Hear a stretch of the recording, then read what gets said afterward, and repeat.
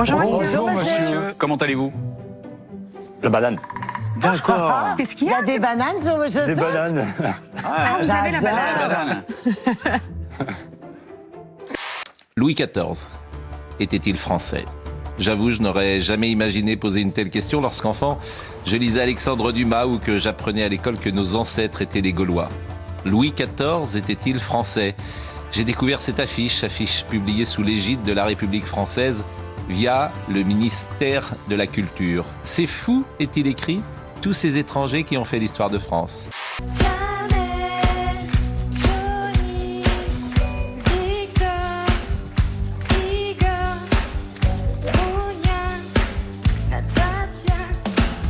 Sa grand-mère était autrichienne, sa mère espagnole.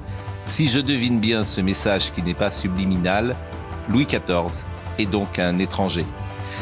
Nous en sommes là, en l'an de grâce 2023. Louis XIV n'est pas un Français de souche. Que nous est-il arrivé? Qu'avons-nous fait pour mériter ça? Quel dérèglement s'est-il produit dans nos esprits, dans nos cœurs, dans nos vies, pour que des petits hommes gris du ministère écrivent sur les murs du pays des choses aussi sottes?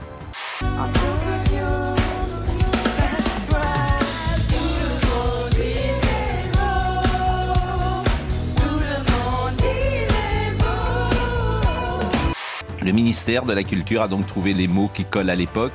J'ai bien compris. Nous sommes tous des immigrés.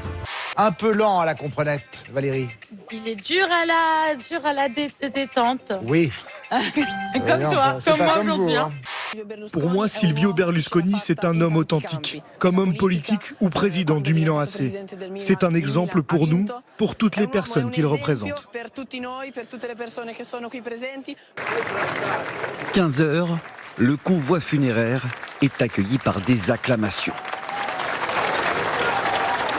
L'agence Santé publique France a décidé de lancer une campagne de prévention et de sensibilisation avec des affiches placardées dans l'espace public qui traitent de maladies sexuellement transmissibles, de contraception ou encore de consentement. Comment savoir si elle a toujours envie quand on fait l'amour? Aucun représentant du gouvernement français, seul l'ambassadeur s'est déplacé. On retrouve d'anciens adversaires et des chefs d'État comme sa dernière alliée, Giorgia Meloni.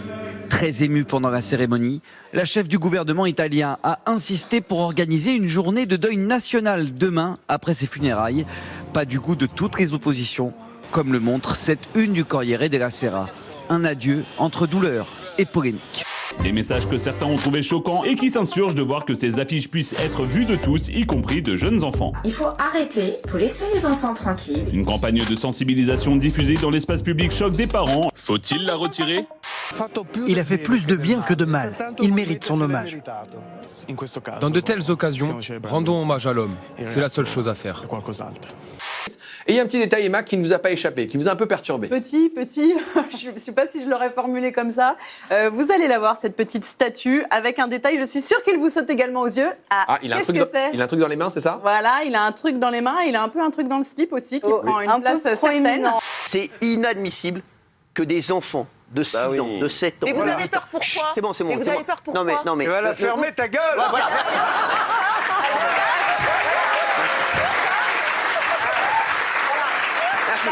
Ça fait beaucoup parler sur les réseaux sociaux et notamment en Argentine. Alors c'est un choix assumé, hein, ce paquet dans le slip par l'artiste Mercedes Saval qui explique qu'il s'agit de football et que quand il s'agit de football, les supporters demandent toujours aux joueurs et à l'entraîneur de montrer qu'ils en ont.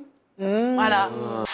Ambiance spéciale pour l'anniversaire de Kanye West. Au menu, des sushis disposés sur le corps d'une femme. Tout cela sous les yeux de la fille du rappeur North, 9 ans, qui préfère le plateau.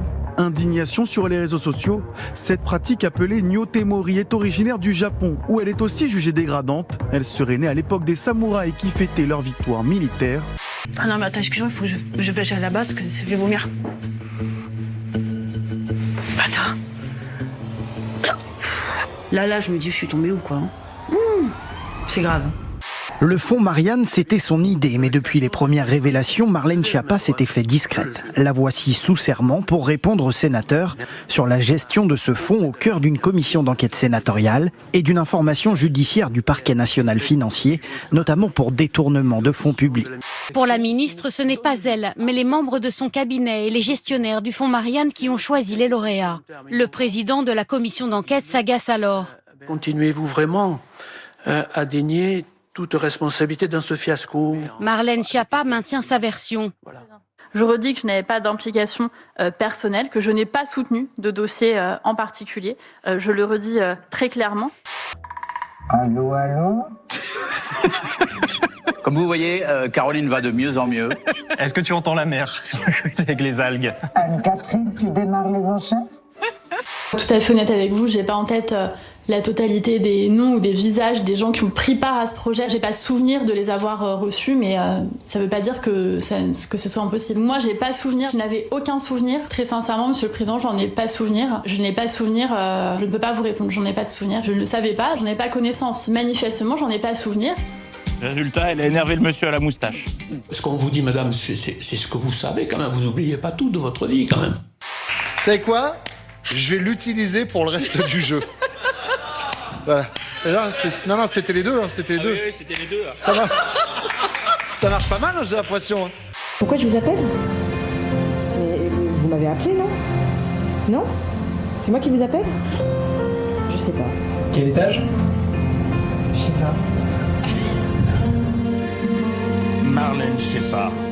L'histoire d'une femme qui ne se souvenait de rien. En balade avec Miyoki.